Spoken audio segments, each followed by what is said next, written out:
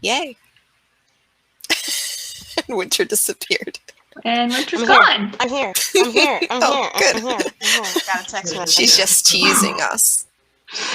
Welcome to week 20, we're going to call it, because this is technically our 20th live event. This is a big one, 20. We should have had a party. I know. We didn't even know we'd be here, so probably more our style to be like, hey, surprise, we've done this 20 times already.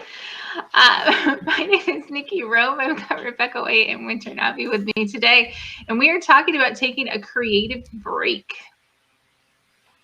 Which was spurred on by a break we all took, really.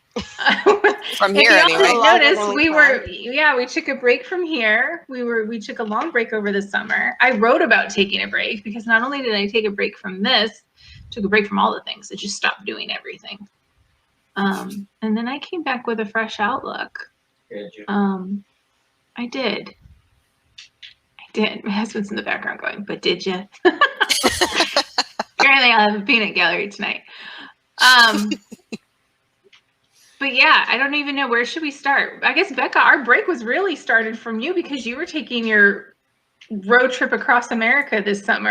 Yeah. Annual vacation. How are we going to do this? Your big old vacation. And we were like, oh, well, I guess we'll all take a break. But you do that every year pretty much, don't you? Except for, I've missed a couple years for reasons like COVID.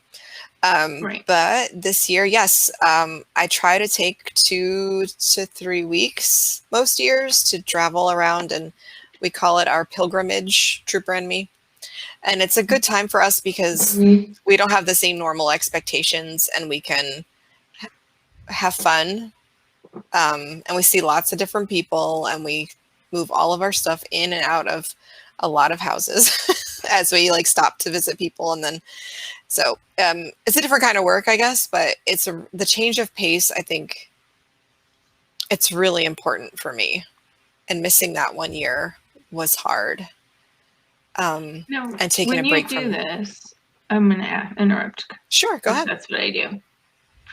When you do this, typically, like this time, were you writing? I can't remember. Do you typically write while you're? I really can't. You're like, you can just kind of turn everything off and just focus on. Yeah, I really can't. I have to focus on where I am. I'm not really that great at focusing on different things. Like, I know there's people who travel and write in the morning and then travel after that. And maybe if I was by myself, I could do that. But because we're not staying in hotels. We didn't stay in a hotel we were gone almost full 4 weeks. And we didn't stay in a hotel until we actually went on a little bit of a vacation with my husband, Jonathan, met us in St. Augustine for 3 days. And that was the first time. We always stayed with people. Well, I'm not going to be like, hey, thanks for letting us stay at your house. I need 4 hours. Can you watch my kid? Yeah. While I write. Yeah, and it's the stress of even trying. Oftentimes, then it sounds like you're almost forced into taking that creative break, whether you want to or not. If I'm going to do the travel, yeah. And it is really good because it helps me focus on people and get in touch with reality a little more, because I can't escape into fiction, which I really like doing. And I think we all agree that it's great to escape into fiction, but it's also good sometimes to forcibly, if necessary, engage with reality. Yeah. So it's funny you say if you were traveling alone, you could probably do it. I used to travel for work before the pandemic, and I would travel every Monday. I would get on a plane, and every Friday or Thursday night I would fly home, and I wrote nonstop when I was by myself because I didn't have to do anything else. And I loved it. I loved all that time that I got to do what I wanted to do. But if I was schlepping around my 2 kids and all their crap in and out of cars in people's houses, no, there's no way. There's no way. I mean, while you were gone, I spent like 7 or 8 days in Miami with family, and I didn't even attempt to open a laptop because I was like, it's not going to happen. Have you ever taken a break, Winter? Intentionally? Or unintentionally? No. Or maybe. I don't know. This summer, actually, while we were on break, I went to Vegas for like 2 days with my nephews, and we went around and had fun.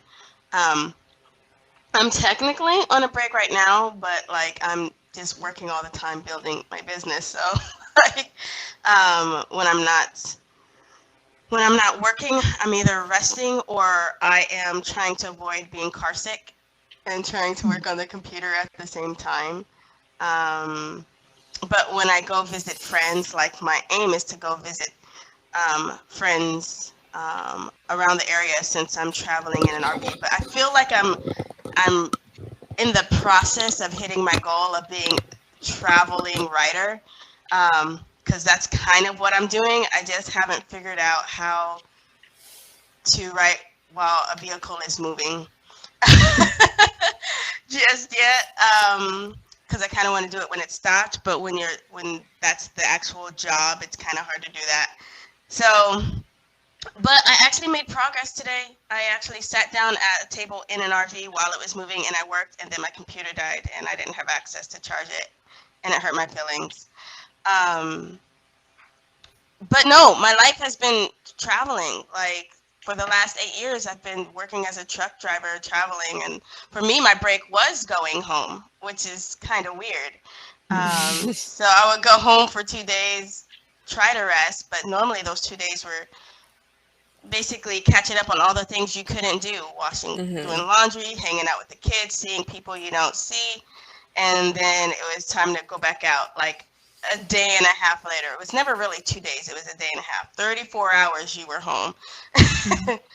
And so, but there were times I took actual breaks. I'm staying home for 4 days. Leave me alone. I'll call you when I'm ready to go out. And then I would just I would go into hermit mode because I was gone for so long, but then everyone wanted to see me and everyone wanted to do things with me. And I was like, I need time for me. I need time to just chill and go down. And then once I got enough of that, then I could go out and hang out with others and see people and do things. Mm-hmm.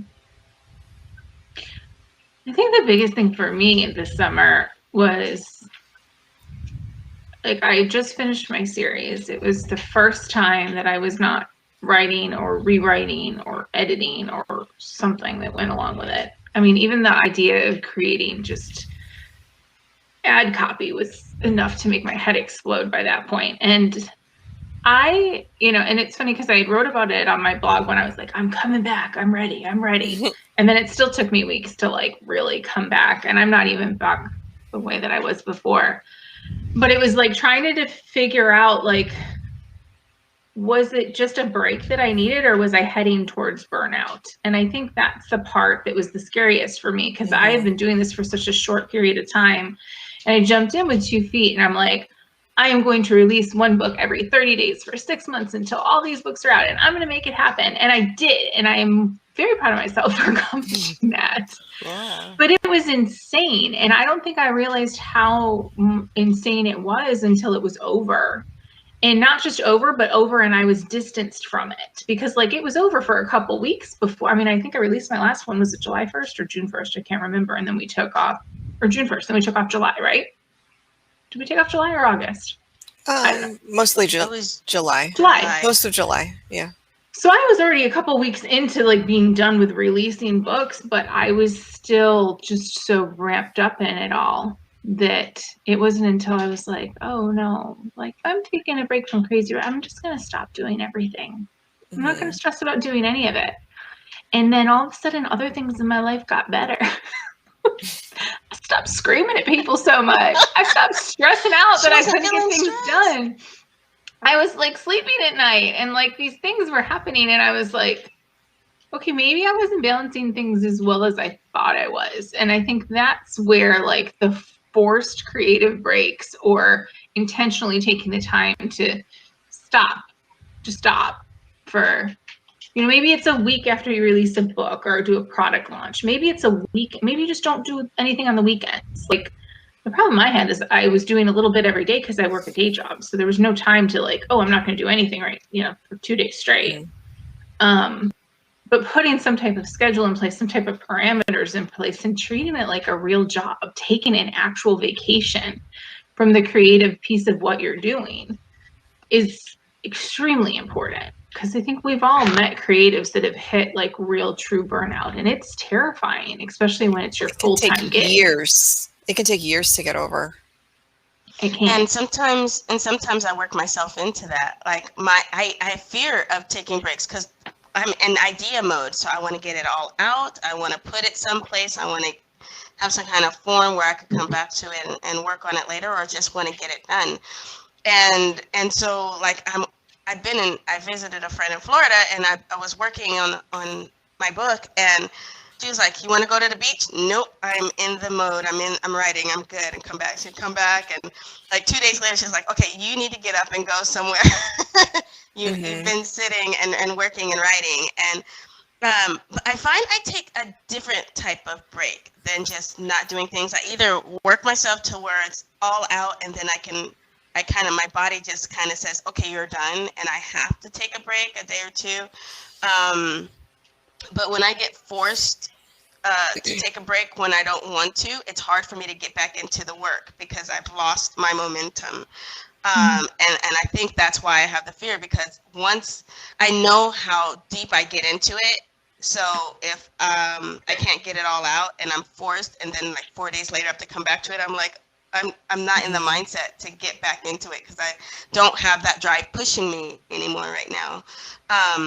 But I was working on another book I've been working on for years, and I've been shifting it and changing it, and it's slowly been getting to where I want it to be. And then I decided to take a break on it and write a different book, and I finished that book in like 6 months. And the other one I had been working on for years, and I was like, okay, maybe I just needed to change gears, shift gears, and see something differently so that I could go back to the other one and see it with a new, fresh set of eyes. And sometimes you just need to take those type of breaks too, where you just need to change the projects and do something different. And that's been helpful for me. Becca But we all know I'm a workaholic. Yeah, so. There's someone named Becca Simon. She does coaching for authors using StrengthsFinder.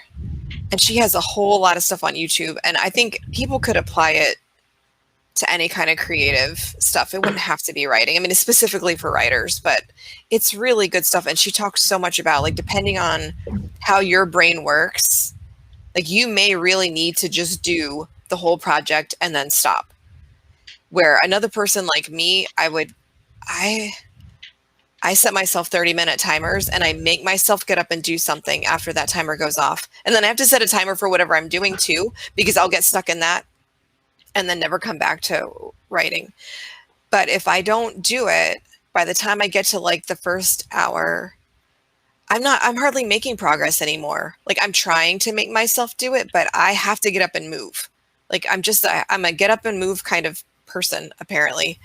And so I do something active, and I try to make that activity something useful so that I don't have a pile of stuff to do afterward that then I'm stressed out because I'm thinking about all the things I have to do. But as far as taking well, I think it's not a lot of people. If I had to stop every 30 minutes, I would probably go crazy. I mean, I wrote the other night, I posted in our group because I think I had set myself a goal of 5,000 words. The 6,100 words I posted about y'all, I wrote in one night. My kids went to bed at 7 o'clock. It was 10:15, and I couldn't keep my eyes open anymore. Because once I get started, I can't stop. But it takes me a little longer to get started, which is why I learned throughout that process of releasing all those books, I'm not a write everyday person. I thought I was a write everyday person. I thought a little bit a day. I need a little bit a day. I need a little bit a day to keep me motivated. And I kept forcing that mentality. And it wasn't working because I can't just sit for 30 minutes and see what I can get out. Or because it takes me like 30 minutes to really get in my groove. Like, your first 30 minutes are like your most productive time. It's like my least productive time. But well, I'm like an hour it's my least productive. I'm good. Like, if after the weekend, after going, like, I didn't write really. I wrote a little bit Saturday morning, and then nothing Sunday or Monday. And this morning, like, it took me like half an hour of like rereading stuff that I had already written and kind of checking it over and looking at my notes about what's coming next and checking this. No, wait, don't check that. I need to focus on writing, that kind of to get back into it again, because I'd taken days off. But if I really am more of a write a little every day person. And if I do that, maybe not every day, but most days, because I get too antsy. Like, I should have been a farmer. You know what I mean? Like, that's really more my Well, sitting you're at a welcome to come desk here is not. anytime and take care of anything you would like. Well, if you see my yard, you'll know that I'm not doing a good job of it. I got a chicken coop you could clean out any day of the week. You know what's funny though too, and I will say this. You know, I say we were talking about taking a creative break, and I keep applying it to writing. But the reality is because when I stopped writing, I found myself looking for other creative outlets. It was like all of a sudden over the summer, I started picking up all these house projects that I hadn't finished, and I was like, oh well, let me finish the ceiling, or oh, let me go and paint this, or maybe I'll work on that, and so it's evident I need something, but I need a change in what it is once in a while. So I think there's a difference between just completely shutting off that bit of if you're a creative person, right? Sometimes we Which need everyone that is to some to degree. function. I think some people Yeah. just stifle themselves. I found that I do that too. I will get up in the middle of a project and just start cooking. Mhm. I'll just start cooking, and it's not a recipe. I'll start cooking and make something that I've never made before, or Yeah. just grab whatever's there and just come up with something creative. And then, but I find that it's not a release for me unless I'm doing it for other people. So like it becomes like a group meal. So that is my attempt to like reach out and step away and separate and be around and actually, interact. You're So probably it getting becomes a energy from mini that. break. Getting Yeah, energy from being around people and socializing, and refueling. I think I do Good too after a point. I mean, I need a lot of alone time, but there eventually comes a point where I'm like, Nikki, can I come over to your house and talk? So like, how many hours were you here yesterday? And I had an absolute Like blast. But 5. Do you want to know what time I fell asleep? It was Last night? 8:07. And I didn't wake up until this morning.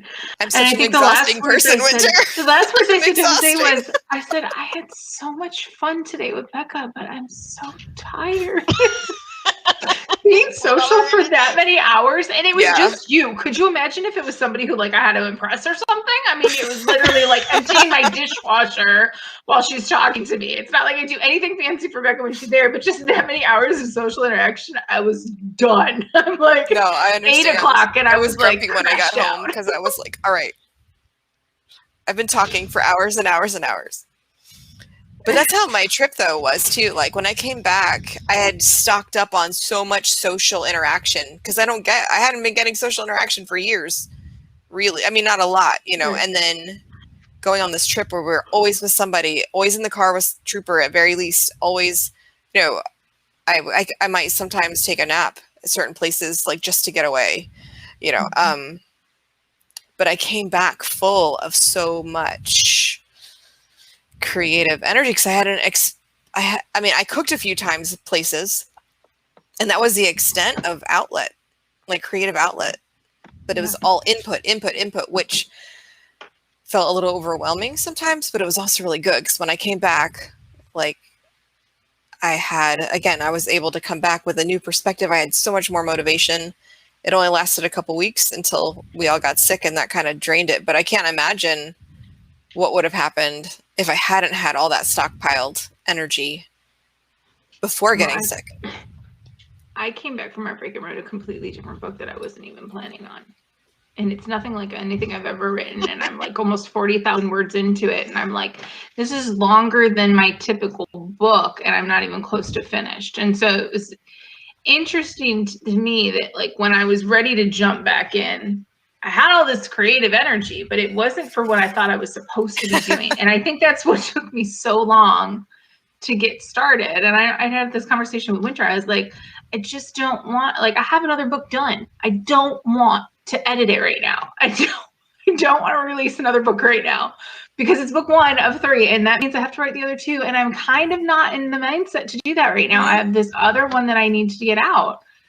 And I had told Sarah Bailey, she's in our group. She's another author friend. I said to her, I was like, I feel like I just need to sit down one day and write this scene that won't get out of my head. And she's like, then do it. I was like, all right, it doesn't matter. And I did. And then it turned into 35,000 words. And now I'm like, okay, it's a book. But I'm happy I did it because I love the story. And it is very different than what I've written before. I don't know. I feel like I would have just kept spinning my wheels, rewriting the same story different ways had I not stepped away. Mhm. And I think that happens to a lot of people. You know, you see it with other Yeah. creative businesses too, especially people who do like products or launch products and things like that. And they're relaunching another product and relaunching another product, but they're all kind of the same thing, you know, and then eventually you'll see this like total relaunch of a business, or they'll go in a completely different direction. And you're like, wow, where'd that come from? And it sparked the interest again of, you know, the customer. Maybe it is just changing gears.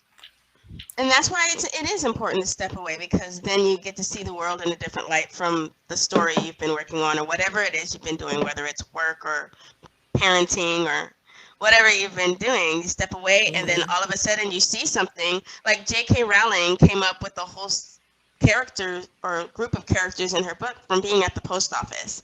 Like when you step away sometimes and that new creative energy comes, you come up with something. Like when I was writing my book 2 weeks ago, my friend made me watch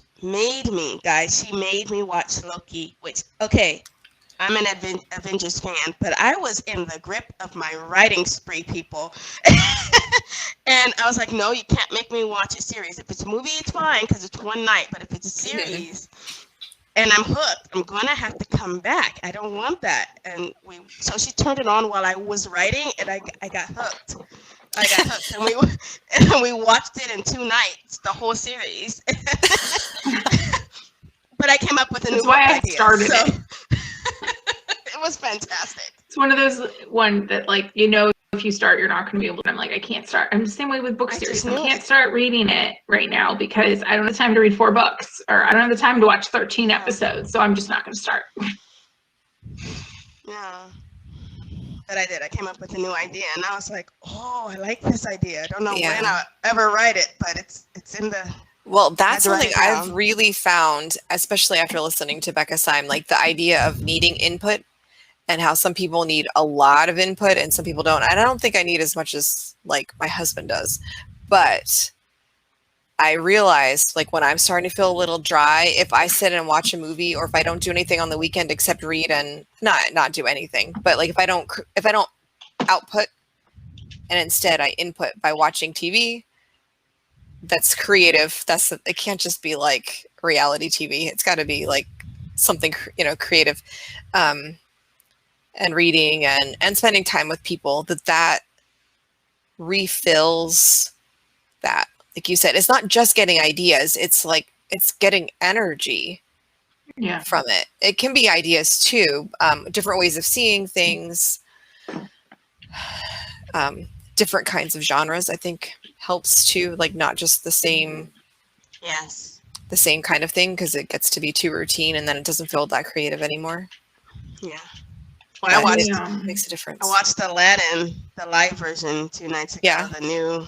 I enjoyed it. That's really different. Yeah, I enjoyed it. It's recorded on my DVR. I want to watch it, but I don't. I'm scared I'm going to be disappointed.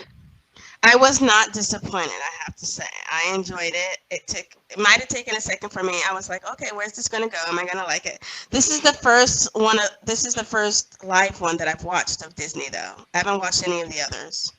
I've watched a lot of them and I've been disappointed before, so I'm kind of scared. But I did watch the interview that Will Smith did about how he had originally said no to being the genie because he's like, I cannot top Robin. I'm not even going to try it, blah, blah, blah. And then multiple times, and we're like, try to be him, just try to be you and see how it goes. And that's how he ended up getting bought into the project. But so off topic. I have to say, but I'm interested to see it because I'm interested to see what he did with the character.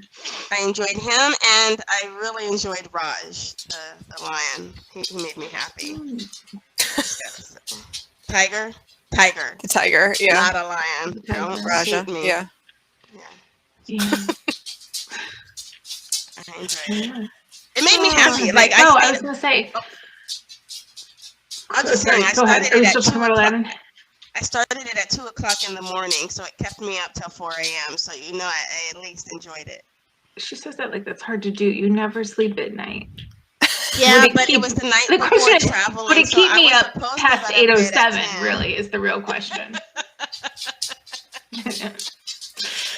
Yeah. I was gonna say Krishan Yvette, she's another one who's in our group. She's another author. She does a lot, she calls it research. But as we're talking, what I think she's doing is what we're talking about. So every time she gets ready to start a new series or something, she researches. So she's reading books similar to her genre. She's watching TV shows that are similar to that. Like it's input really is what she's desperate for. And I've seen her numerous times in like stories, or we've chatted back and forth, and she's like, I'm just desperate. I know like the story, he's just not talking to me. Nothing's happening. And then all of a sudden it's like this switch. I always say that backwards. The switch flips. Flips the switch. Yeah. Right after she's been just inputting for days of like TV and movies and books and research to kind of start thinking about her world and building her world, and then all of a sudden it comes to her, and it's ultimately the same thing. I mean, you can call it what you want, but sometimes you need that extra kick to get going. I don't think I need a lot of input. I'm probably more similar to Becca, but I have to be careful what I'm taking in. And I've talked to you about this winter. Like if I can't be reading something that's not in line, specifically reading, I could watch whatever I want, but I can't be reading something that's not in line with my subgenre. Like I write in romance. And if I'm writing, like right now, I'm writing a menage thing. So like if I'm not writing something that's like a reverse harem or a menage or like a multiple partner relationship, I get kind of thrown. I'm not going to jump in and read like, I don't know, surprise pregnancy book, like a trope like that, or an MC or a mafia book or anything like that, because it doesn't align with what I'm currently doing. And I'll end up getting ideas, and then I'm always scared I'm going to stop and try and start another project and not finish where I am, because I'm very easily influenced by what I'm reading, but not so much with the other stuff. For me, it's the mood. Like if I listen to too much heavy, like whether it's news or talking, again, it's not that I completely avoid it, but I have to be very careful to ration other kinds of, like even certain shows or movies, and I'll say, no, I just really can't handle that right now, because I'm writing comedy, like really is the main thing of what I'm writing, and I have to be able to. So I've been listening to comedy and things that help me think creatively in that way, so that not just for writing, but so that I can look at things in general with that twisted look. I don't know how to describe that, but like, how could this be humor fun? is a bit twisted. I'm kind of the opposite of you, Nikki, where if whatever I'm writing, I need a little bit of what I'm writing, and then I go branch out to other things because I want to create variety in my story. And sometimes it gives me ideas, or sometimes just by listening to something else, I don't necessarily take an idea from it, because we all know how I brainstorm. People throw out things and I go, no, but it makes me think of something completely else. And so by listening to the stories, by listening to a variety of stories, I'm like, oh, that I like that. I like that character. I like this or that, but I'm going to twist them over here and do it this way. So I like the variety, because it takes me, I think that's what my break is. It takes me out of that only the book thing, and it gives me room to feel creative in a different way. Again, I have to tell you, girls, I went through huge withdrawals when I stopped driving. I stopped listening to books 12 hours a day. I didn't know what to do with myself. That hurt. It hurt bad. So I'm trying to re-implement my audiobookness each day. So we'll see how that goes. I am. But that is my outlet. That's my creative step away. I went last week to pick up keys for one of our training centers so that I could go and work from there if I wanted to, which I found I do. There's no one in it, so it's literally just me, but it's like sitting in an office setting with better Wi-Fi, really is what it is. And it was the first time in what, I mean, how long have we been grounded? Almost 2 years. March 2020 was my last trip. I flew home from Birmingham and never got back on the road again.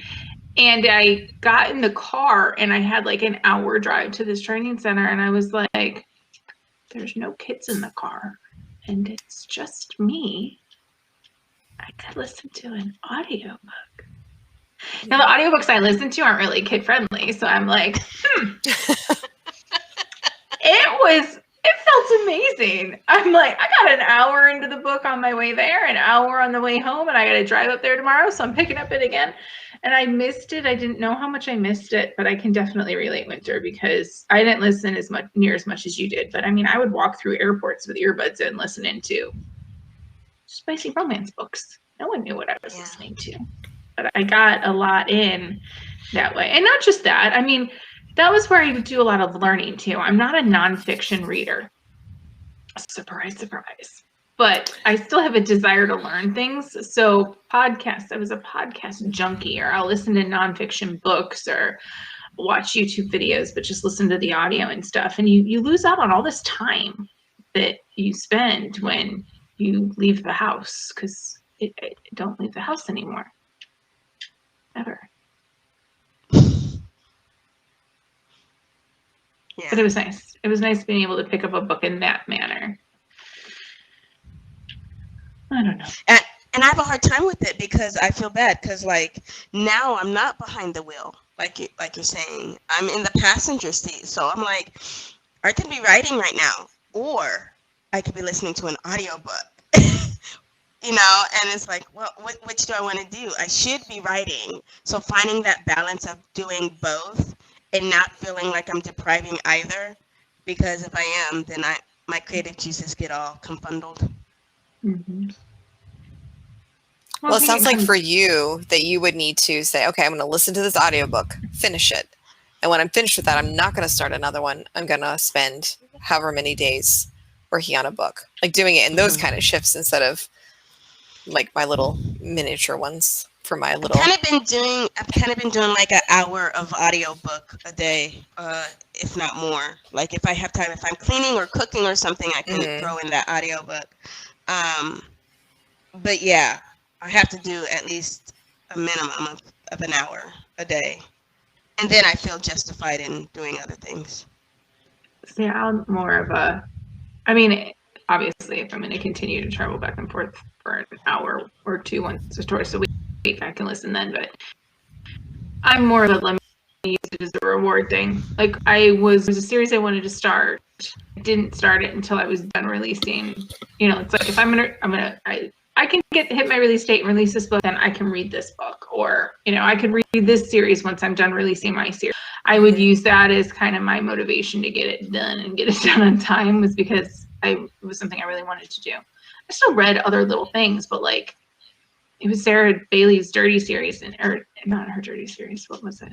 Her Darkest Hour series, and they're big books. Like they were all over 100,000 words. They were 5 or 6. I don't even remember how many. I knew I was going to need to commit a lot of time to it. And so I kept putting off the series knowing that I wanted to read it until I was finished. And it was like, it felt great. I had nothing else to do but to sit around and just read in my spare time. So, I mean, I don't know. I try not to reward myself with food because I don't need any more food. But I found that if I reward myself with reading, that works too. I think it's all in just figuring out what works for you, though, too. I mean, there's 3 of us on here. We all have 3 completely different styles of how we like to be creative, 3 completely different styles of how we like to take breaks and what we like to do. And I'm sure if we went out there and surveyed the couple hundred people we have in our group, every single one of them would have a different way that they prefer to do it in a way that works for them. The important thing is to figure that out, though. The thing is to figure that out, because to try to do it like someone else won't necessarily work, but you might have to try a few ways to see what works for you. But just not doing it is not a healthy option. Like you need to find, how do you rest? How do you recharge? Again, in all aspects of life, but creatively, like that's like Becca-san talks about the energy pennies, and how creative energy is way more costly than other kinds of energy. Like it takes energy to empty the dishwasher, but not the same level of energy minute for minute as it does to produce something creative. So like you have to think about that too. Like, oh, well, I have time. Well, time is not the same as having creative energy. Mm-hmm. So you have to like fill up that energy somehow. And it may be by emptying the dishwasher. You know, like, I mean, it may be that getting little tasks done is what gets you like, okay, now I'm ready to go, you know. Cleaning But your it isn't- space. Yeah, being organized. Like different people's brains work different ways, and you need to, but you do need a break, like regardless of how your brain works or and what that break looks like. So I tap into a little bit of everything. I actually noticed this a week ago that if I feel a need for creativity, I told you guys I do the cooking. I'm listening to the audiobooks, but it seems like every creative thing I do except for writing involves an audiobook. But what I do is I'll either do cooking and an audiobook or art and an audiobook or dancing. Well, no, dancing and music. dancing an audiobook, that's interesting. But I might exercise while doing an audiobook. But sometimes by combining the two, it's kind of like, you know, you do the Oprah thing where you lay on your back and you put your feet up and you sleep like that for 30 minutes and you're like, you're all rejuvenated, like your blood has gone through your whole body in 30 minutes and it feels like you've slept 8 hours. That's kind of what it feels like for me when I combine. That working out, I could work out like that. No, what she did was because she was so busy, she would lay on the floor or lay on something soft, and then she would lay her feet up on a wall, and she would go to sleep for 30 minutes, and it would make her feel like she slept for 8 hours. Is that real? Like My hypnosis. husband's a nurse.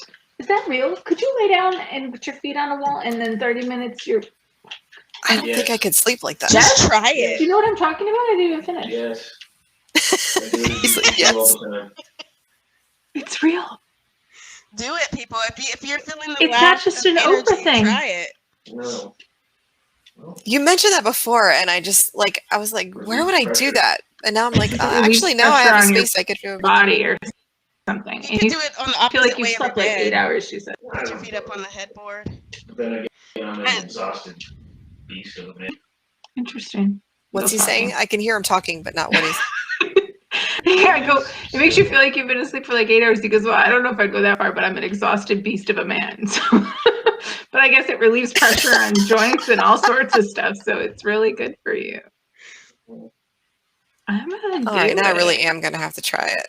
I know. I mean, I Try kind it of for tried it people who are before, and I was tired like, and have a I lot can't of even things make this going on. work. But And if you Might feel try too harder. exhausted to create art because you've had a busy day, maybe that's something that allow you to do something for 30 minutes of a nap, 30 Yeah. minutes for creativity, maybe. An hour a day. yeah, and that gets How do you to wake where back up though? Because if I sit still for 30 minutes, I'm definitely gonna fall asleep. I'll I set think a you're timer. supposed to. Timer. Set a timer. Now, I don't know how you're going to keep your legs up while you're asleep. I don't know that's how what I'm you trying did to that. figure But that see, out. Like, here's what I'm thinking. If you have a headboard and you do slightly corner? less than, well, a corner or slightly less than a 90, like maybe just slanted and your foot is sitting on the headboard or something.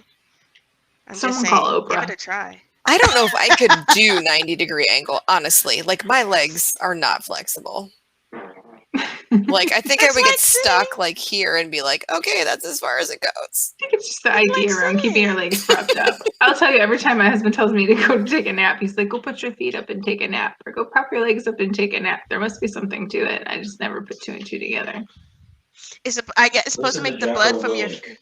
Is it what? Huh? Listen to Jocko Willink, Jocko Willink, the Navy SEAL. Navy SEAL. Oh, he's their podcast guy, right? Jocko? Yeah. This is Navy SEAL that's got a podcast that he listens to.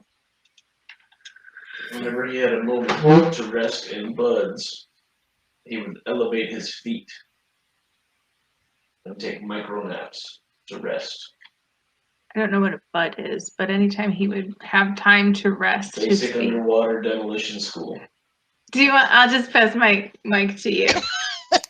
Micro naps and like raising your feet. Apparently, I think it's the the key same. is just that your feet is over your head. The same thing that helps the swelling go down when your feet are swollen or your legs are Heart doesn't swollen. work- There's have to something work about as it. hard. Your heart doesn't have to work as hard when your feet are elevated. Hmm Hey, I knew there's a benefit to having him around. I did contribute today. I Hey. do know. Wow. I do know. I know you know. You keep saying I don't know. I do know. No, I said you know. I said you know. I believe you. It's true.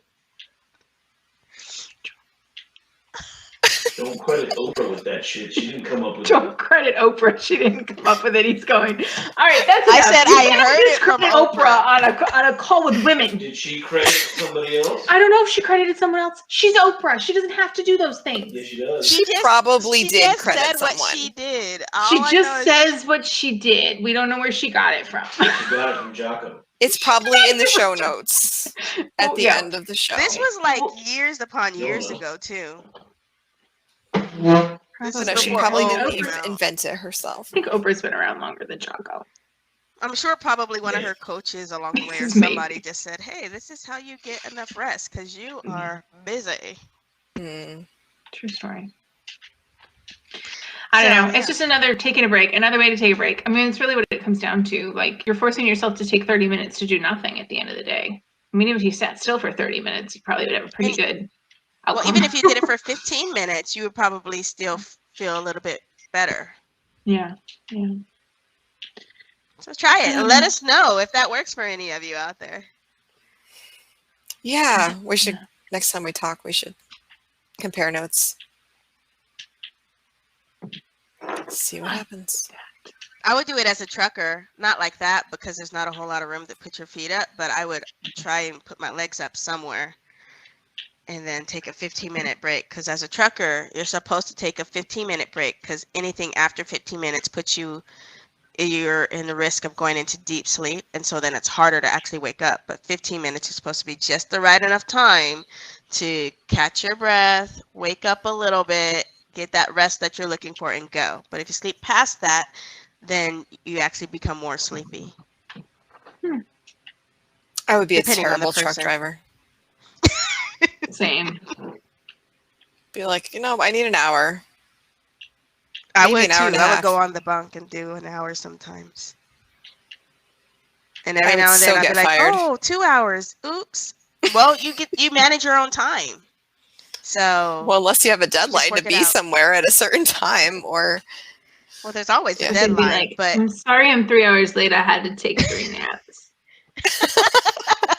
Make previous appointment.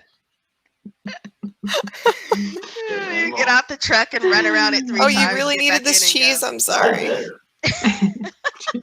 Cheese delivery. Cheese sounds good right now. I'm suddenly hungry. She's the I don't know. Cheese before bed is probably not the best idea. I mean, should do tell our what you want. viewers- You're an adult. I'm just saying. We should tell our viewers that this used to be snack time for us before we went live with it. Popsicles. It was popsicle night. Popsicles. It was I already popsicles. brushed my teeth. I got a You still did it popsicle in my once. freezer. You still did it after you brushed your teeth once, Becca, because You did. I probably did, remember. because You you said it was worth terrible- it. Influences. we love you Ugh. so much. But you I enjoyed it. know you do. I know you do. I feel loved. Since we're derailing, are we out are of things to talk totally about? derailed. Yep. Let's wrap this puppy up for the week. Jose is an honorary writer chick tonight. Let us know, He's like, yeah. viewers, how you get your creative juices flowing, what it's like for you to take time off. What do you do in your time off? And are you more creative when you come back to your projects? And if you're Those not, are you're the doing something questions. wrong. And then let us know if the Oprah foot thing that she didn't come up with works. That she Yeah, didn't. that's pretty important. I need to know that. Don't want Jose coming All right, after me. girls. Let's call this a wrap.